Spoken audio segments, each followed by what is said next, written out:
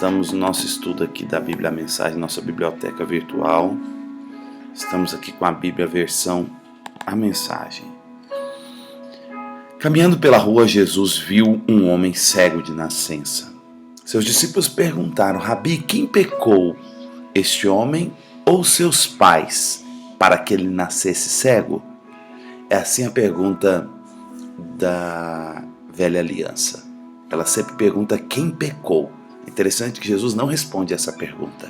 Jesus não responde a pergunta da velha aliança, que é a pergunta da árvore do conhecimento do bem e do mal. Saber quem pecou não é a maior pergunta, a mais poderosa. A pergunta mais poderosa é: quem intentará acusação contra os escolhidos de Deus? Quem, pois, os condenará? Essa está lá em Romanos 8.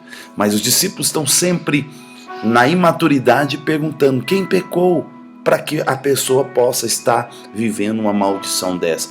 Olha o que Jesus disse. Jesus disse: vocês estão fazendo a pergunta errada, procurando a quem culpar. Não há nenhuma relação de causa e efeito aqui. Em vez disso, olhe para o que Deus pode fazer.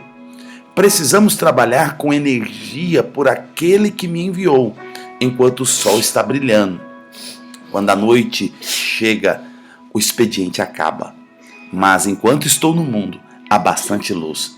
Eu sou a luz do mundo. Dito isto, ele cuspiu no chão, fez uma mistura de barro com saliva, esfregou a mistura nos olhos do cego e disse: vá, lave-se no tanque de Siloé, que significa enviado. O homem foi e lavou-se e passou a enxergar. Momentos depois, a cidade estava em alvoroço. Os parentes do homem e aqueles que ano após ano conheciam como um mendigo cego perguntavam: este não é o homem que conhecemos, que se sentava aqui e mendigava? Outros diziam: é ele mesmo. Mas alguns duvidavam: não pode ser o mesmo homem, de jeito nenhum, é só alguém parecido com ele. Mas o homem confirmou: sou eu mesmo. Eles interrogaram: como você conseguiu enxergar? Um homem chamado Jesus fez uma mistura, esfregou-a nos meus olhos e disse: vá a Siloé e lave-se ali. Eu fiz o que ele disse, lavei-me e comecei a enxergar. Então, onde ele está? Eu não sei. Eles levaram o homem aos fariseus, porque o dia em que Jesus fez a mistura e curou a cegueira dele era sábado. Os fariseus o interrogaram de novo para saber como ele havia conseguido enxergar. Ele respondeu: ele pôs uma mistura em meus olhos, eu me lavei e agora vejo. Alguns fariseus resmungaram: obviamente, esse homem não pode ser de Deus. Ele não guarda o sábado. Outros argumentaram: como um homem mau pode realizar milagres? Atos que revelam o próprio Deus. Assim, houve divisão entre eles. Eles voltaram a interrogar o cego: você é perito aqui. Ele abriu seus olhos. O que você tem a dizer sobre isso? Ele disse: ele é um profeta. Os judeus se recusavam a acreditar que aquele homem havia sido cego a vida toda. Então chamaram os pais do homem, que agora enxergava muito bem, e perguntaram: este é o filho de vocês e que vocês dizem que nasceu cego? Então, como ele pode ver agora? Seus pais disseram: sabemos que ele é nosso filho e sabemos que ele nasceu cego, mas não sabemos como ele veio enxergar. Não temos a menor ideia de quem abriu os olhos dele.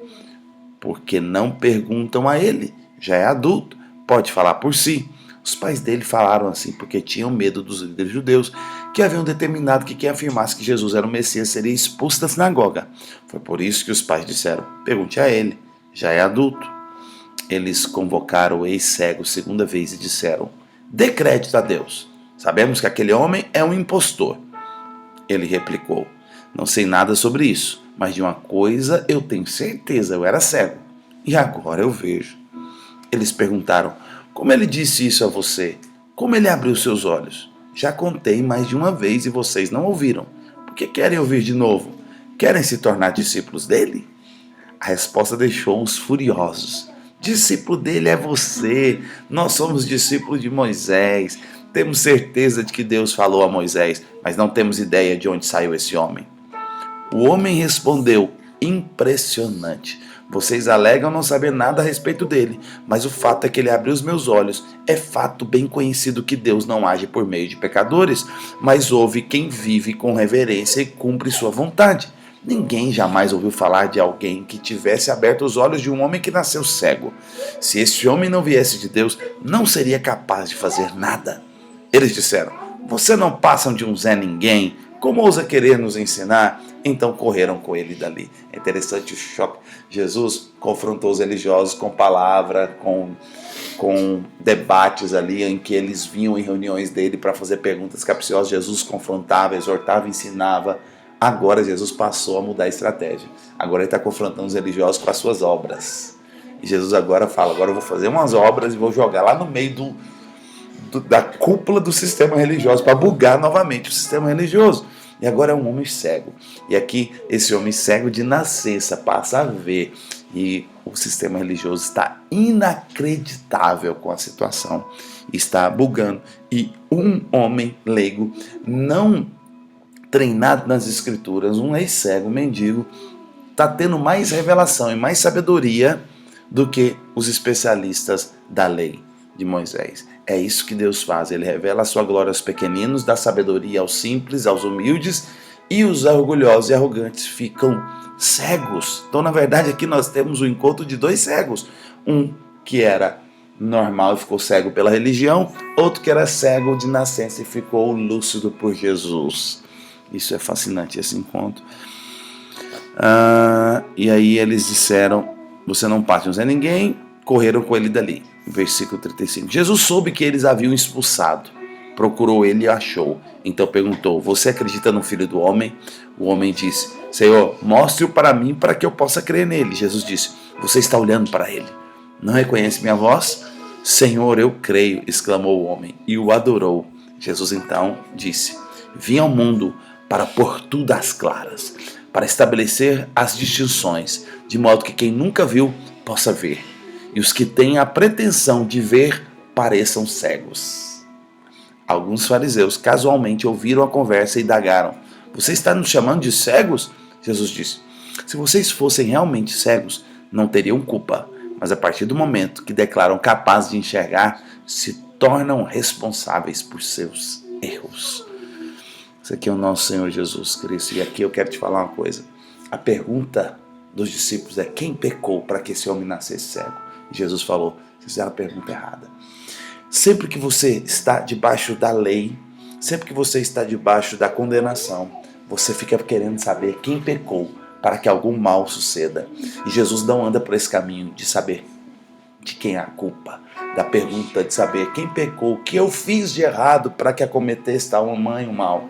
Jesus respondeu assim: a pergunta é: Deus, onde a tua glória pode fazer algo diferente nisso tudo? Essa é a pergunta certa.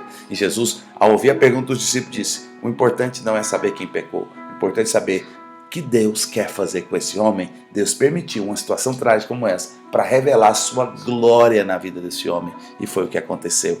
E essa glória de Jesus na obra, na vida do cego de nascença, colocou o sistema arrogante, religioso, cego espiritual em colapso. Que o Senhor possa nos dar liberdade de toda cegueira espiritual, a cegueira do orgulho, da arrogância, a cegueira do orgulho religioso e do sistema religioso, que Ele possa nos dar a humildade desse homem cego, que pôde ver novamente, em nome de Jesus.